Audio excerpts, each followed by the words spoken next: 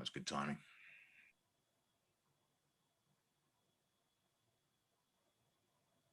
Okay, we're live.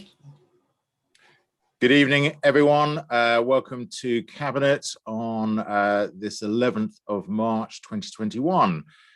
This is a virtual meeting, so there are a few announcements before we start. It's going to be live streamed as a public meeting. It will also be recorded, and the recording will subsequently be made available via the Council's website. In addition, under the Local Authority Executive Arrangements Meetings Access to Information in England Regulation 2012, other people may film, record, tweet, or blog from this meeting. The use of any such images or recordings is not under the Council's control. Please note that the members of the public viewing the meeting via the live stream can only see the person who is speaking. So please just pause for a second before you start speaking, just so that the camera has an opportunity to catch up.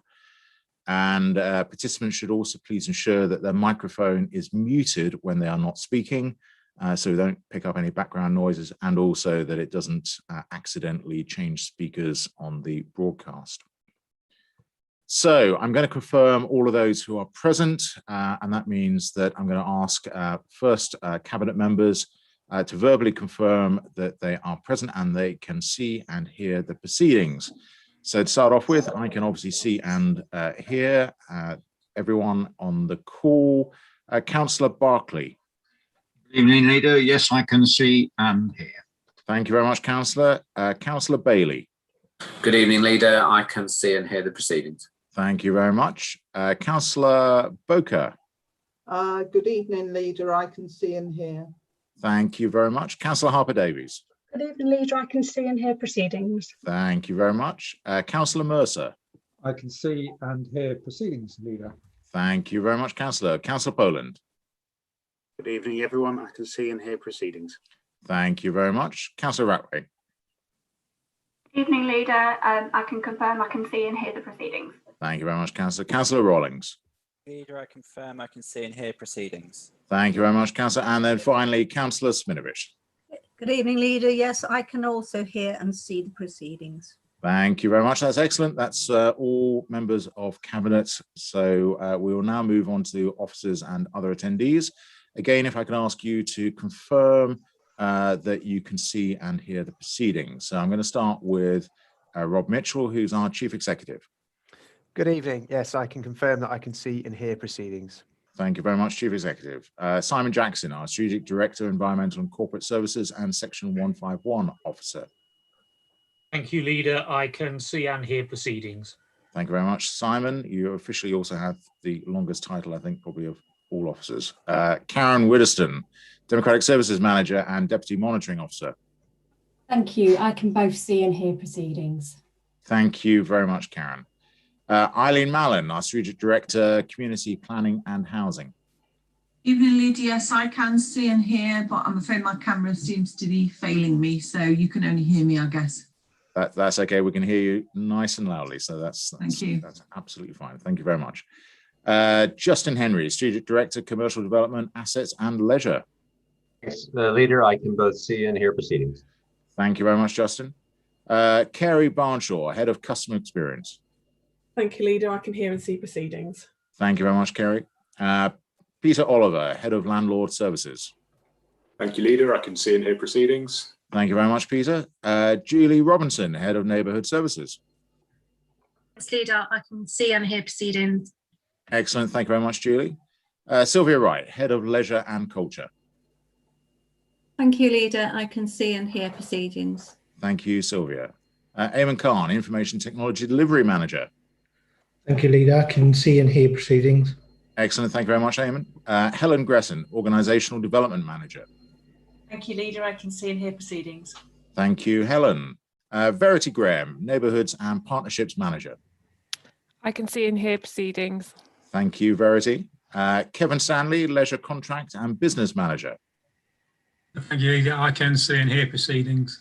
Thank you very much, Kevin. And then finally, Laura Strong, Democratic Services Officer. Thank you, Leader. I can see and hear proceedings. Thank you very much, Laura. And finally, we have Councillor Seaton, who's our Chair of Scrutiny Commission. Thank Thank you, Chair. So I can see and hear the proceedings. Thank you. Thank you very much, Councillor. So I'm just checking with Laura. Have we gone through the whole list, Laura? I haven't missed anyone out. Excellent. Thank you very much for that. No surprises. Excellent. So item 1, apologies. That means that we have no apologies. So that's a good start. Item 2, disclosure of pecuniary and personal interest. So can I ask the members present if you can indicate using your electronic hand if there are any disclosures that you wish to make for this meeting? Okay, I can't see any hands going up, so there are no disclosures.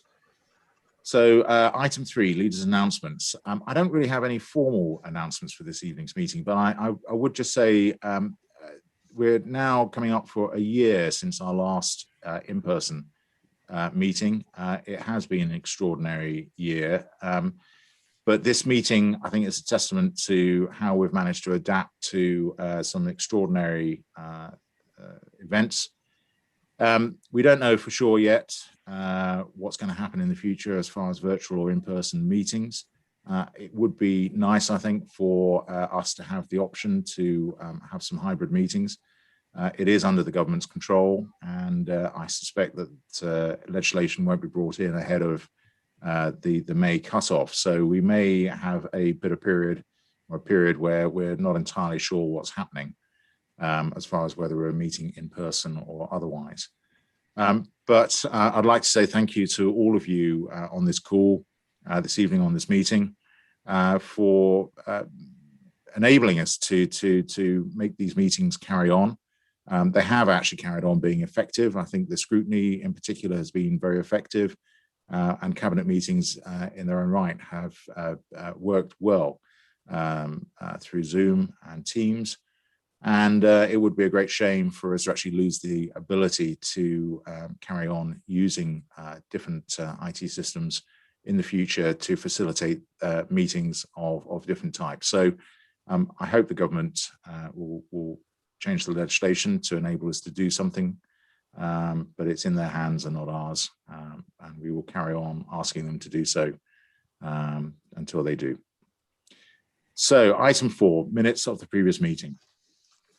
So I'm going to ask each of the cabinet members if they can verbally confirm that the minutes are fine and that they're happy to approve them. So I'm happy with the minutes and I'm happy to approve them. Councillor Barclay. Happy to approve, Leader. Councillor Bailey. Happy to approve, Leader. Councillor Boker. Happy to approve, Leader. Councillor Harper-Davies. Sorry, happy to approve, Leader. Thank you very much, Councillor. Councillor Mercer. Happy to approve, Leader. Councillor Poland. Happy to approve, Leader. Councillor Rattling. Happy to approve, Leader. Councillor Rawlings. Happy to approve, Leader. Councillor Spinovich. Happy to approve, Leader. Thank you very much. That's approved. So we now move on to item 5. Questions under Cabinet Procedure 10.7. No questions have been submitted. So we now move on to the bulk of the meeting. Item 6 is our first item, which is the ICT Strategy 2021-2023. We do have a Scrutiny Commission report with this item. So I'm going to ask first Councillor Seaton to present the Scrutiny Commission report. Then if there are any questions of clarity that we wish to ask Councillor Seaton, then we can do. But then otherwise we'll move on to discussing the item itself. So Councillor Seaton, would you like to present your Scrutiny Commission's report? Thank you, Leader. Well, from the report, it was obvious that the Council was committed to supporting not only to provide services to those already online and by making the services as accessible as possible, but also to provide the traditional services the traditional way. And but also to make the ICT that we have got on offer easier, more accessible to engage the public.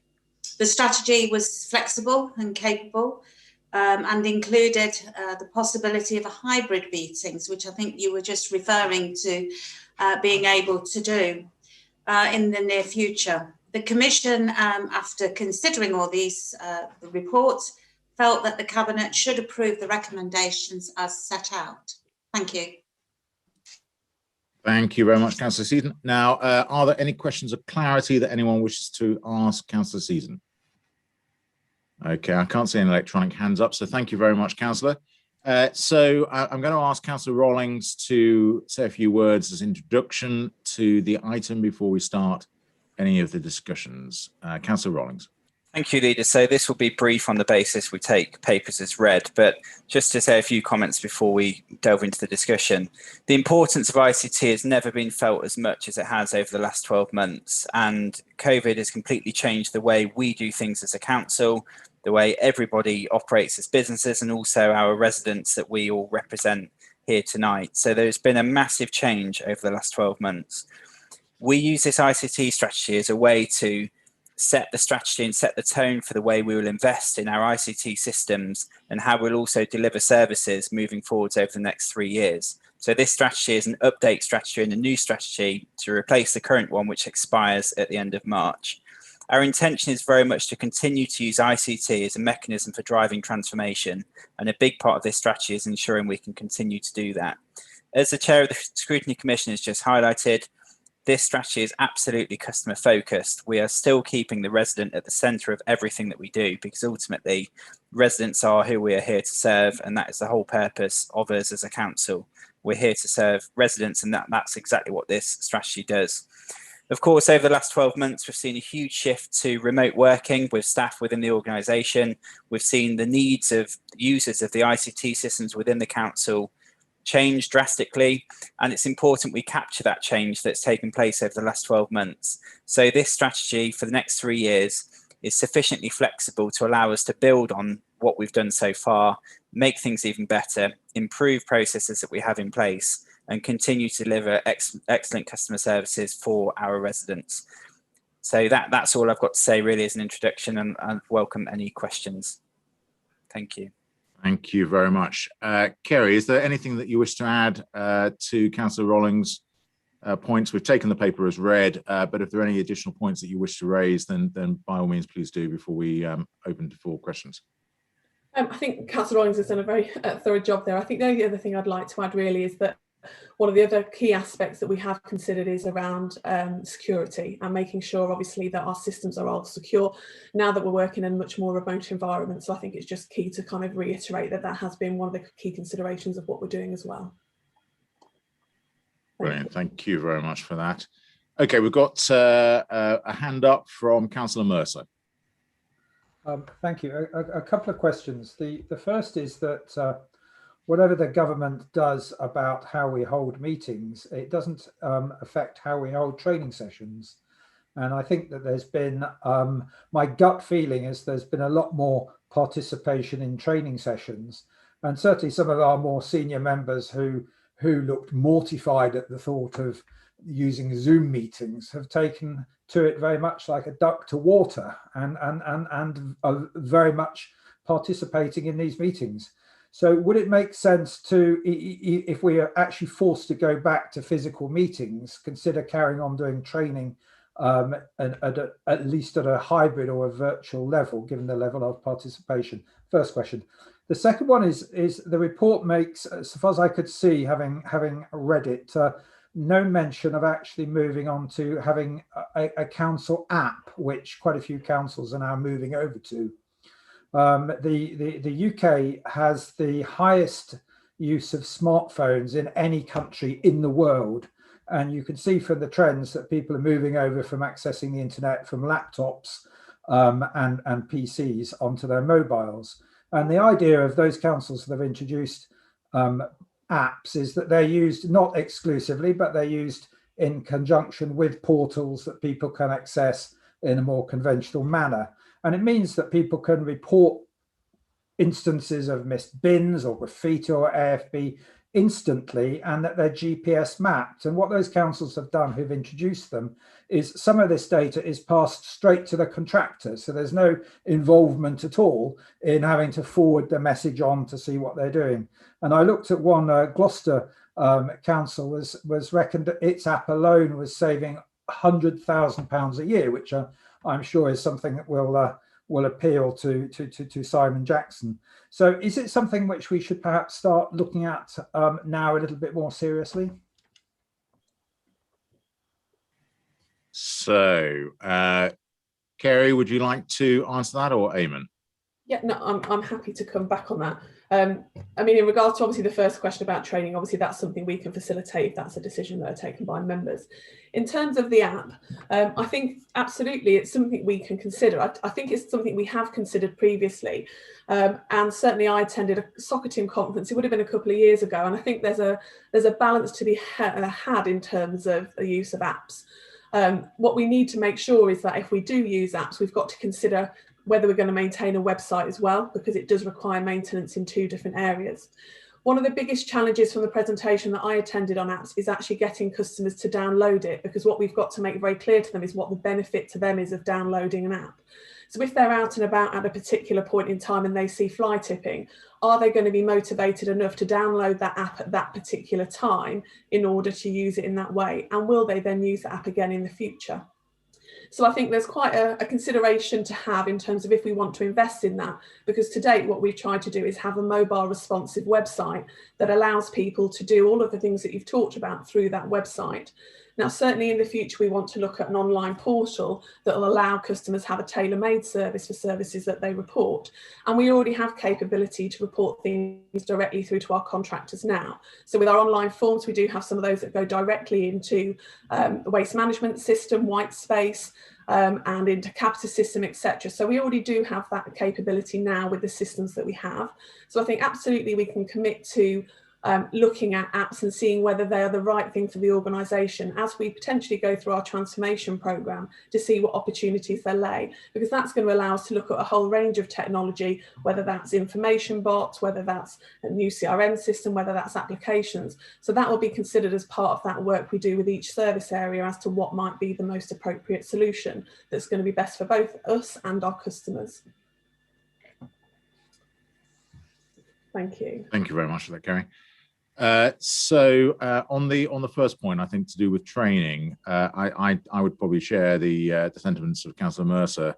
I think the online training has worked amazingly well, and hopefully we can carry on doing that. So that will be a benefit, I think, for all councillors, which is great. Very, very happy to support that. Any other questions? No, we have no other questions. Oh, Councillor Sminovich, do you have a question? Well, it's not a question, it's an observation. I took part in a webinar for the NHS about 3 weeks ago and was quite surprised to see one of my residents also. He's 92 and he thoroughly knew exactly what he was talking about, was very adept at the whole system. And there was one gentleman who didn't say a word. And at the end of it, the chair actually said, Mr. So-and-so, is there anything you'd like to comment? And the man said, no. He said, I've so enjoyed listening. He said, I am profoundly deaf. But he said, when somebody communicates with me on the phone, he said, I cannot make out what they're saying. He said, I have so enjoyed tonight being able to listen in. So I said, I do think quite honestly, there is a genuine opportunity for people. But if they have difficulty, if the residents out there in the community, and we say our values are a strong, caring focus on the community, perhaps there might be an opportunity for those who genuinely need it and struggle to actually have an opportunity to come in, perhaps for a while. A dedicated officer could assist with this. It was just a thought. Okay, thank you very much. No, I mean, it's an interesting point actually, because one of the things that obviously by using sort of virtual streaming that we in the way that we do is that, for instance, subtitles can automatically get added. I mean, as long as we all speak reasonably clearly, which probably would be a problem for me, but I mean, it does make a good use of the material, particularly for those who have difficulties actually trying to access it in any other way. So no, it's a very, very good point. Okay, look, thank you very much for that. We haven't got any other questions on the list. So I'm going to ask Councillor Rawlings whether you can move the recommendations and reasons. Thank you, Leader. I'd like to recommend that the ICT Strategy 2021 to 2023, attached as an appendix, be approved in order to identify the priorities against which the Council will seek to maintain and enhance its ICT capabilities over the period 2021 to 2023. Sorry, I put myself on mute. Noting the Scrutiny Commission report as well, if I can invite Councillor Smidovic to second. Yes, I have great pleasure in seconding this. Excellent. Thank you very much for that. So I'm going to ask everyone to vote verbally for the proposal or otherwise. I am for the proposal. Councillor Barclay. For the proposal, Leader. Councillor Bailey. For the proposal, Leader. Councillor Boker. For, Leader. Councillor Harper-Davies. For, Leader. Councillor Mercer. For, Leader. Councillor Poland. For, Leader. Councillor Ratway. For, Leader. Councillor Rollings. For, Leader. Councillor Smidovic. For, Leader. Thank you very much. That's everyone. So that item is approved. Thank you very much. And thank you very much, particularly to Kerry and Eamon as well. So we now move on to item 7, which is the Housing Capital Programme 2021 to 2022. We have Peter Oliver here, who's the Head of Landlord Services, to assist. But I'm going to ask Councillor Poland to say a few words to introduce the item before we move on to any discussion. Thank you, Leader. As usual, we do take these as read, but before us, we have a housing capital programme worth over £7 million. Due to the huge impact of COVID-19, delivery of a number of works is having to be delayed until the next financial year. The biggest carry forward is in bathrooms and level access showers, but there's also carryover in kitchens and boilers as well. Providing residents with quality homes that they can be proud of is hugely important to us as a team. And this capital programme is central in helping us deliver that. Thank you. Thank you very much for that. Peter, are there any other brief points that you wish to add before we move on to any questions? No, thank you, Leader. Thank you very much. Okay, do we have any questions? The report itself is pretty detailed. Councillor Harper-Davies. Yes, thank you, Leader. Can I just ask, will we be maintaining the Charnwood standard? Obviously, we're moving through the capital programme, but will the standard still remain the same, which we know is exceedingly high in Charnwood? In the main, yes. There might be a little bit of slippage because of the huge amount of bathrooms that are scheduled to be delivered next year, but what we will do is we will keep good communication with tenants. We will prioritise early failures, so those works that need doing most urgently, in order that we maintain the decent home standard.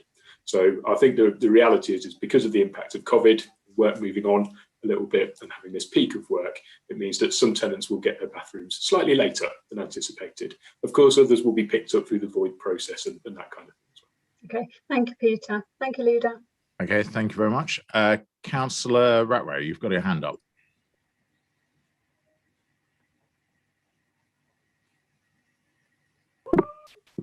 Sorry, it wouldn't unmute then. It's just a very quick one, and it just follow on from Councillor Harper-Davies. It's just on the prioritisation. So you mentioned obviously that the order of the postponement will go into sort of prioritisation. How are we doing that? Is it by age of the bathroom, or have you got another way of knowing the standard of the bathroom that they have? So whether one is deteriorated more than another, even though it's not as old as another one? We will know, we will have undertaken surveys at those properties whereby we know that they're failing. We'll have added them onto the programme. So we will certainly know those ones. Residents have said, hey, my bathroom's failing, please can you come and replace it, please, because our surveyor will have been out to them. But then we will look at the age of the component as you've indicated and order them on that basis as well.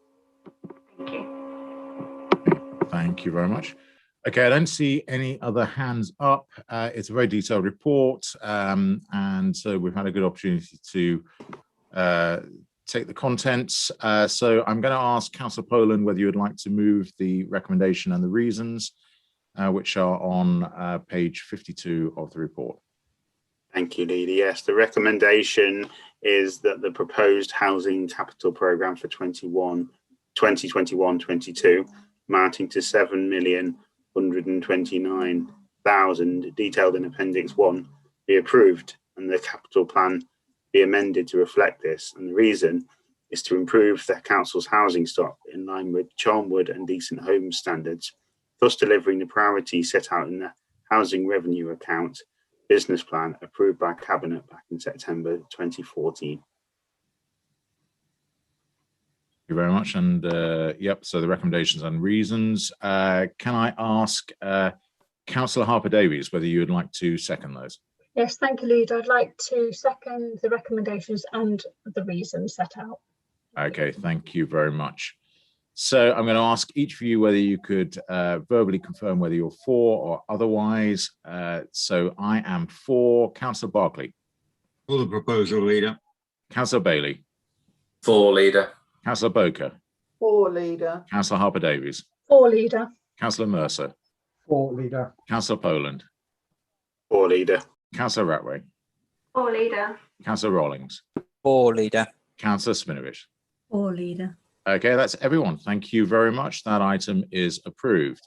So we're now on to item 8, which is the annual procurement plan for 2021-2022. We have Justin Henry, who's our Strategic Director, Commercial Development, Assets and Leisure, to assist with the report. Excuse me. So can I ask Councillor Barclay to introduce the item, which we're taking as read, but if you could introduce the item, that would be excellent. Thank you. Thank you, Leader. This is an annual report of the contracts that we know over the next 12 months.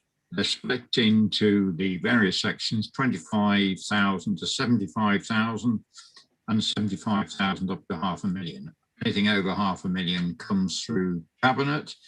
There is a list of them. It's quite clear what they are. We will have updates as the financial year goes through, but it's in accordance with our contract procedure rules that we are advised of what is going on. And there isn't really anything else to say, Leader. Thank you very much, Councillor Barclay. Justin, is there anything that you wish to add to that before we move on to any questions? No, thank you, Leader. Councillor Barclay has summed it up quite succinctly. Thank you very much. So I'm going to look for any questions that anyone wishes to ask. The paper itself is very clear. It's, I have to say, not probably the most contentious paper that's ever come to Cabinet. So I can't see any questions, so that probably explains why. Okay, look, I'm going to ask Councillor Barclay whether you can move the recommendations and for the reasons given. Thank you, Leader. So I move recommendations 1 and 2 on page 61 for the reason to allow contracts of the council to be let in accordance with contract procedure rules. Thank you very much, Councillor. Can I ask Councillor Boker to second? Yes, happy to second, Leader. Thank you very much, Councillor Boker. So now I'm going to ask everyone again whether they are for or otherwise the proposal. I am for. Councillor Barclay. For, Leader. Councillor Bailey. For, Leader. Councillor Boker. For, Leader. Councillor Harper-Davies. Sorry, I keep forgetting to vote for, Leader. Okay. Councillor Mercer. For, Leader. Councillor Poland. For, Leader. Councillor Ratway. For, Leader. Councillor Rawlings. For, Leader. And then finally, Councillor Sminovich. For, Leader. Okay, that's everyone. Thank you very much. That item is approved. And thank you very much to Justin as well. So we're now on to item 9, which is the corporate delivery plan. This has a scrutiny commission report. So I am this corporate delivery plan for 2021 to 2022. I'm going to ask Councillor Seaton to present the scrutiny commission report. And again, if there are any questions of clarity after Councillor Seaton's presentation, then we can ask them at that point before we move on to the main discussion. So Councillor Seaton, over to you.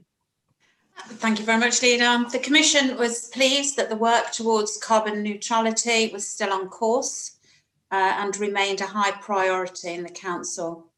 There was one observation made that there seems to be a heavy concentration on Loughborough projects, but the Commission was satisfied with the reasoning for this as the 800th anniversary of the town and other things as well. It was also noted that the layout of the plan was straightforward and accessible, and that's about it. If you take the other thoughts from the meetings as read, thank you. So the Commission is happy to support. Thank you very much, Councillor. Are there any questions of clarity that anyone wishes to ask Councillor Season on the report? No. Okay, that's great. And thank you very much, Councillor. Having obviously been present at the Scrutiny Commission report and listened and participated, it was good to hear all of the questions and also the comments about the clarity of the report, because I have to say it's absolutely true. The way it's tabulated and set out, all credit to Helen in particular and her team for putting together a very succinct and very, very clear document. So this obviously, the corporate delivery plan is obviously the second in the series, the first for last year, based on the corporate delivery strategy, which was passed in January of last year. Last year's delivery plan obviously was quite difficult given the pandemic. This year's hopefully will have a better, clearer run, but certainly plenty to do. And when we look through the document, it's quite clear it's going to be an extraordinarily hectic and busy year. So with that, I'm going to ask our Chief Exec, Rob Mitchell, and also Helen Gresson, who's our Organiser Development Manager, whether there's any other additional points that you wish to bring up in relation to the report. Thank you, Leader. Just a couple from me, which is principally to say that the format is just slightly different to previous years. You'll note that there is a COVID-related element to it in the front part, which is relating to the ongoing response and also the recovery phase from COVID, which is focusing obviously around our communities and our economy. And then to say really that the corporate delivery plan has a range of projects across the various theme areas. I think it's got a good balance to it, both externally focused and internally focused, responding to the challenges we have around our medium-term financial forecast, but also picking up on some of those conversations you had around ICT and transformation and efficiency as well, and still very much keeping the customer at the focus of and the centre of what we're doing. So I don't know if Helen has anything she would wish to add, but that would be my points. Thank you, Leader. Thank you. The only thing that I would add is to give Cabinet reassurance that the plan will be monitored through quarterly reporting to the corporate leadership team, the senior leadership team, and through scrutiny. Thank you. Thank you very much, Helen.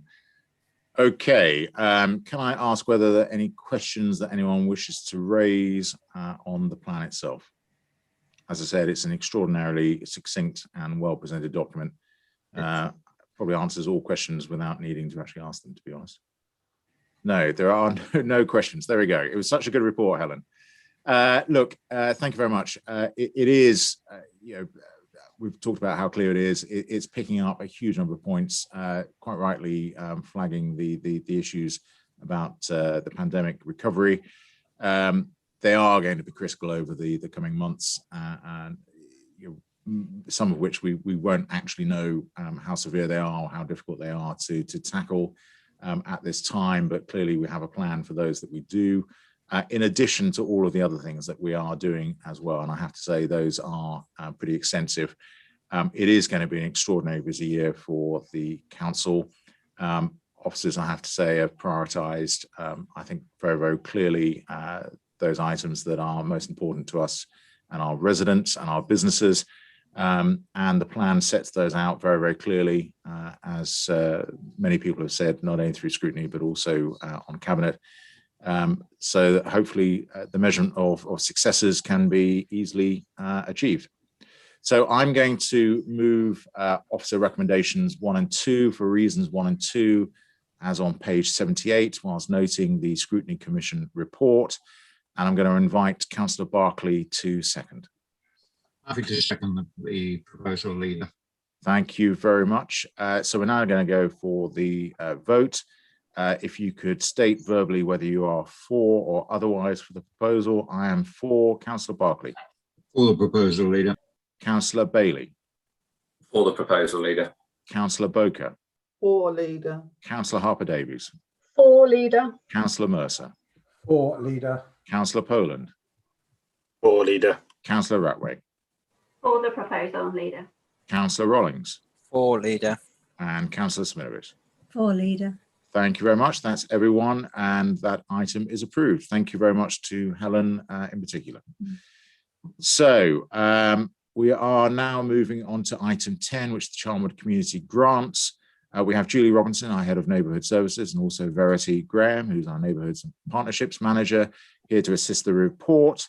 Initially, I'm going to ask Councillor Harper-Davies, again, we're taking the report as read, but Councillor Harper-Davies, if you would like to introduce the item before we go on to any questions. So over to you, Councillor Harper-Davies. Thank you, Leader. As we know, we have significant changes to the grant scheme. I just outline them is. So the purpose of the report this evening is to seek approval for the revised Charnwood community grants, community facilities and member grant schemes. The Council recognises that voluntary and community sector organisations play a really important part and very valued role within our borough and support the Council to deliver our aims and objectives. It is proposed that the community development and engagement grants and the Loughborough community grants are amalgamated into one grant scheme called the Charnwood Community Grants. The full details are in the report. The criteria include an amended maximum amount of £5,000, and it is proposed that there will only be 2 rounds annually that will come forward to Cabinet in July and in November. The grants criteria has been amended to make them accessible to sports clubs and organisations. We did discuss this when we were discussing the budget. In addition, following feedback on the application form, that has been amended and it's more succinct than it was before and much more simple to complete. In relation to Community Facilities Grant Scheme, the proposed detail and revised criteria set out in Part B, sections 23 to 32, and in the guidance notes attached in the Appendix Report C. The scheme continued to provide support for community facility projects.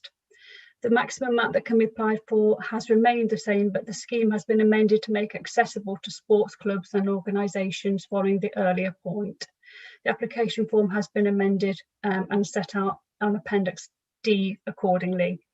The member grant scheme remains on the whole unchanged other than the guidance note, which we have copies of, and that's attached at Appendix E, which has been updated to reflect the growing, that going forward each council will have monies in their ward for an annual basis, and if approved this evening, all of the grant schemes will be launched as soon as possible, setting out the associated closing dates, and will be widely promoted as per normal.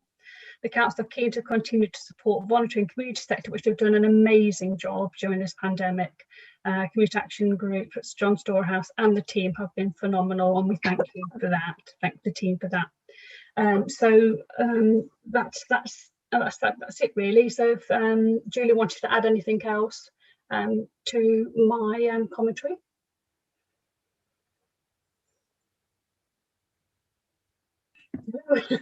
Can't get the mute button off, sorry. Thank you. No, definitely not. Thank you, Councillor Harper-Davies. For you, Leader. Yeah, just to echo what Councillor Harper-Davies said in terms of the support we've given to the voluntary community sector through the pandemic, it's been really fantastic. The VCS COVID-19 recovery grants that we ran last year were really well received. And the voluntary and community sector development officers have been proactively out there supporting a full range of VCS organisations with recovering and also signposting to the other external funding opportunities as they become available. So it's been really good over the last 12 months. Thank you. Thank you very much. I absolutely echo that. It's been an extraordinary achievement. So thank you very much to everyone in the team. Okay, we have a question from Councillor Poland. Question and comment really, Leader. First of all, I just want to say by making a comment, obviously the report refers to the member grants, and in the last couple of weeks I've had the pleasure of approving a grant to a primary school PTA in Trussington for a book that they're going to be producing with all the artwork done by students over the last 12 months to remember this very historic year. This is not a group that would have considered otherwise going for a grant. This is not a group that was aware grants existed until we through the chairman of the parish council managed to get the news out there that it's available, and they've gone for it and they've been successful. So that's an example of the kind of project that our grants can really help. And to them, £500 makes all the difference. That's their whole printing costs. And that is an example, as I say, of the kind of thing that the member grants can do at their best. So that's the comment. Question, really, I mean, it's a very minor question. It might seem trivial, but we talk about July and November for the grant dates. Would it be better to have the grant date in May? I'm just thinking from a point of view of a sports club. Obviously, if you're, football, rugby, whatever, then you know, if you get it in May, you're more likely to have the summer months to be able to get your project going before the season starts. And likewise, even if you're a summer sport, say cricket or whatever, you're going at the beginning of your season, whereas July is halfway through. I don't know, it's just a thought anyway. And then you're obviously 6 months apart as well. Thank you. Through you, Leader. We've given it some considerable thought in terms of most voluntary and community sector organisations and what other funding's available and what we think the best timing is in terms of people being able to reboot and recover. And some of that's been very uncertain. So we didn't want to go too early so that people were not ready to be able to put in their application. So we've kind of tried to go for that balance and looked at timing it around recovery and the roadmap, trying to take that into consideration as well at best guess at that point in time. Okay, thank you very much, Julie. Councillor Mercer, you have a question. Just a little bit of clarity, Leader. On page 113, and I have no problem with excluding political organisations, but I just ask, how does one define political? Because it can be quite a subjective word, and likewise with exclusively religious. Again, I have no problem with that, but how exclusively religious do they have to be? Can they be 99% religious to actually qualify for a grant? So the question is, who actually makes these definitions, and what are they? Through you, Leader, I'm going to pass to Verity to answer the question. Oh, it must be a hard question in that case. Go for it, Verity. There've been, through you, Leader, there's been a number of instances where we've reviewed them, so it's trying not to be so subjective that it alienates everybody. We work with a lot of, particularly the work that I've been doing with the food banks and stuff, a lot of those are church-led organisations, but what they do is provide us with evidence that it's very much a delivery arm and it's not linked to anything in terms of people have to be members of the church, etc. So everything that we look at is making sure that it's not excluding the wider community or on a particular focused area that doesn't meet the wider community needs. So for those two things, it's just obviously we wouldn't fund a political organisation where we have been approached for that specifically to do something that was to the detriment of other political organisations. So we've had a number of instances, but again, if you get too prescriptive or something like that, it doesn't allow some of the more wider projects to come through that may be driven by an organisation, but not particularly by their constitution in terms of what they're delivering. Churches is more of an example for that, I think, in terms of it than the necessarily the political ones, but it does try to give a balance to the people approaching and make sure it's reviewed. So the 99% of stuff is very much dependent on the evidence that they provide us. I don't know if that helps. Okay, thank you very much, Verity. Okay, let's see if we've got a really difficult question from Councillor Rawlings as well. No, everyone will get off lightly because this is a comment rather than a question. But just to say that, by my very rough maths, we're looking at about £266,000 worth of grant funding that we're approving tonight, or approving the mechanism for that to be delivered, some of it, albeit over a 3-year period. But from my personal experience of dealing with member grants in Birstall and Wanlip, the difference that a £500 grant can make to an organisation, a small organisation, is massive. So to be putting through what will allow up to £266,000 worth of grants to go out to local organisations shouldn't be underestimated, especially at such a difficult time. So I just wanted to really recognise that despite the very challenging times this council's in, we're still able to support significantly local community groups and organisations, and that really does make a difference to people's lives. So it's very, very pleasing to see. And thank you for the officers' work that goes into supporting the schemes. Absolutely support those comments. Thank you very much, Councillor. Okay, I haven't seen any more hands go up, so in which case I'm going to go back to Councillor Harper-Davies to make the recommendations and the reasons. Thank you, Leader. So we're asking Cabinet to look at recommendations 1 to 4 and the reasons set out 1 to 4 on page 103 of our report this evening. Thank you very much. And can I ask Councillor Bailey to second? Thank you, Leader. I'm happy to second this item. Thank you very much. Okay, I'm going to go through Cabinet again and ask you whether you are for or otherwise for the proposal. So I am for. Councillor Barclay. For the proposal, Leader. Councillor Bailey. For, Leader. Councillor Boker. For, Leader. Councillor Harper-Davies. Very happily for, Leader. Councillor Mercer. For, Leader. Councillor Poland. For, Leader. Councillor Ratway. For, Leader. Councillor Rollings. For, Leader. Councillor Sminovich. For, Leader. That's excellent. Thank you very much. That's everyone approving. So that item is approved. Thank you very much. And thank you very much also to Verity and to Julie and your team. So if we can now pass to item 11, which is actually an exempt information item. So I'm going to propose to exclude members of the public from the meeting during the consideration of the following item on the grounds that it would involve the likely disclosure of exempt information as defined in paragraph 3 of Part 1 of Schedule 12A to the Local Government Act 1972. And it is considered that the public interest in maintaining the exemption outweighs the public interest in disclosing the information. I second that, Leader. Thank you very much, Councillor Barclay. So we now need to vote on that item. I am for. Councillor Barclay. For. Councillor Bailey. For, Leader. Councillor Boker. For, Leader. Councillor Harper-Davies. For, Leader. Councillor Mercer. For, Leader. Councillor Poland. For, Leader. Councillor Ratway. For, Leader. Councillor Rollings. For, Leader. Councillor Sminovich. For, Leader. Okay, that item is approved. Thank you very much.